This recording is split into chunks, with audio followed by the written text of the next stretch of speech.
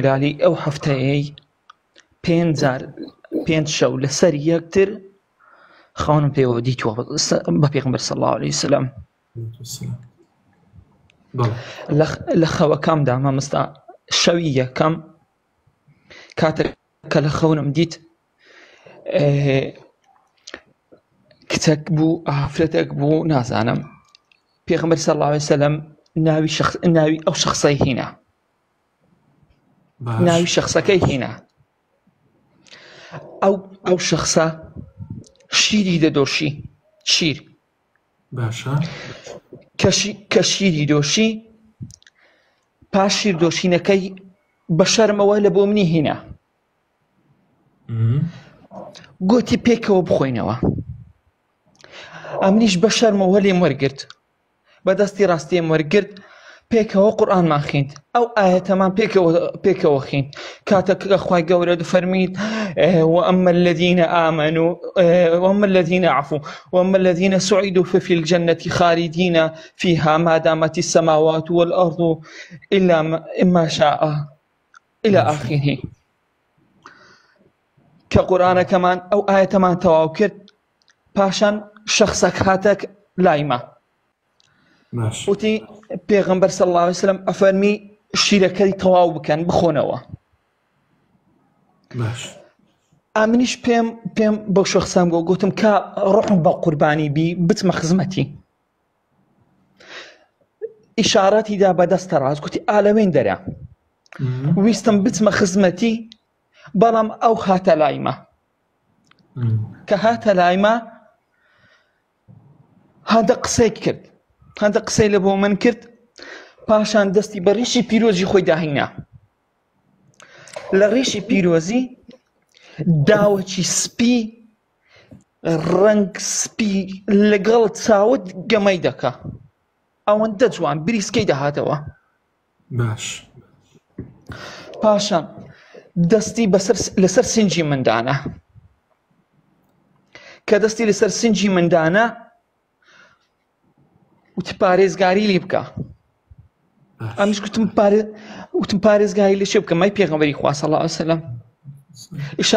ئیشارەتی لە بۆ ئەو کچە کرد نەمزانی نە کچان نە ژنانە نەمزانی بەڕاستی بەڵام ناوی هینا یعنی ئێستا یعنی ڕوخسارەکەی لە پێش چاومە ئەو کچەی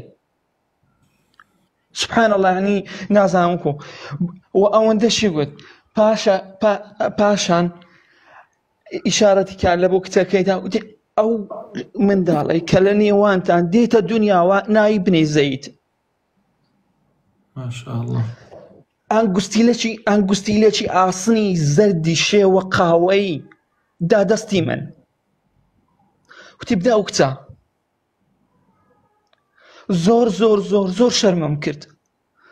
پاشان کە دامە دەست ئەو کچە ئافرێتە کچە ڕەنگی سوور هەڵگەڕا لە شەرم لەگەڵ نوێژی بەیانی بانگی نوێژی بەیانی بەخەبەر هاتم ئەوە شەوی یەکەم شەوی دواتر دیسان پێغەمبەر صلی الله علیه وسلم بە نەفسی شێوە هاتەوە خەوم بەڵام ئەو جارە کچەکە لەگەڵ خۆی داهێنابووی ئەنگوستیلەکە لە دەست کچەکەی بوو وتی ئەوە لە دەست کچەکەیە بە هەمان شێوە شەوی سێیەم ئەمن بووم لەگەڵ پێغەمبەر صلی الله علیه وسلم لە شوێنێکی ئێجگار گەورە و پانتاییەکی سەوزی زۆر جوان دەڕۆیشتین جورئەتی ئەوم نەبوو لە تەک پێغەمبەر صلی الله علیه وسلم بڕۆم بە چەند هەنگاوێک لە دووی بووم گەیشتینە شوێنێک دەرگای کراوە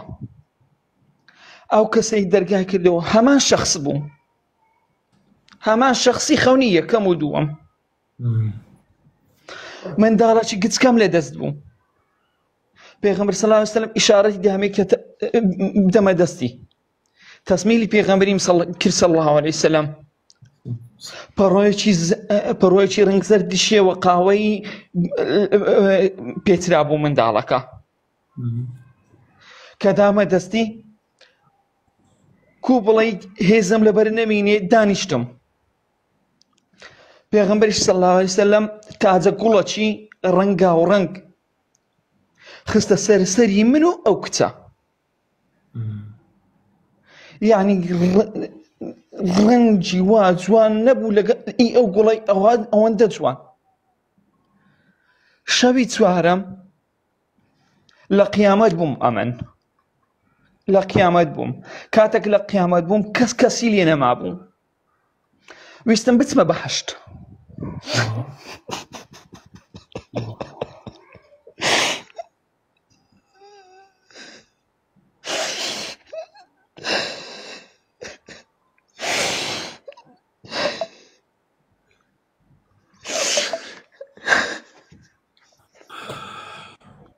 بەردەوام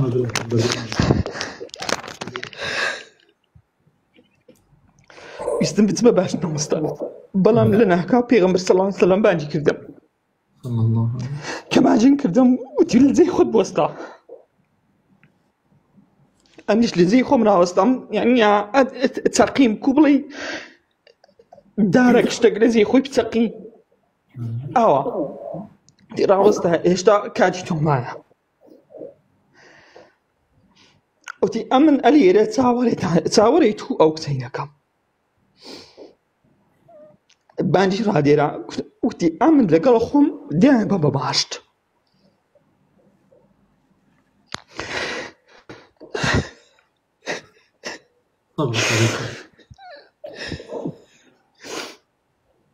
باش مامۆستا شەوی پێنجەم مامۆستا دیسان بە هەمان شێوە هاتەوە خەونم ئەو جارە دەستی ڕاستی لەسەر سنگم دانا فوێکی بەدەم و چاوی ئەو کچەدا کرد ئەو کچە ڕەنگی دەم و چاوی زەرد ببوو لەگەڵ فولێکردنەکە ڕەنگی هاتەوە بەری بەڵام دیسان لەگەڵ بانجی بەیانی بەخەبەر هاتمەوە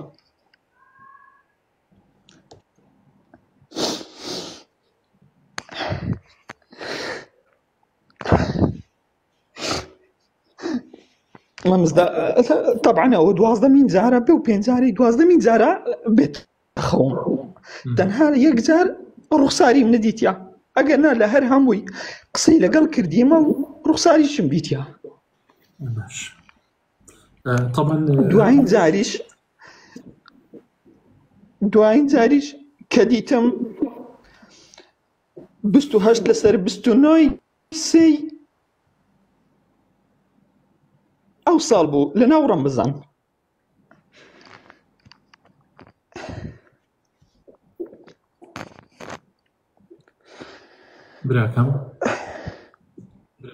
براکەم بەڵێ مامۆستاش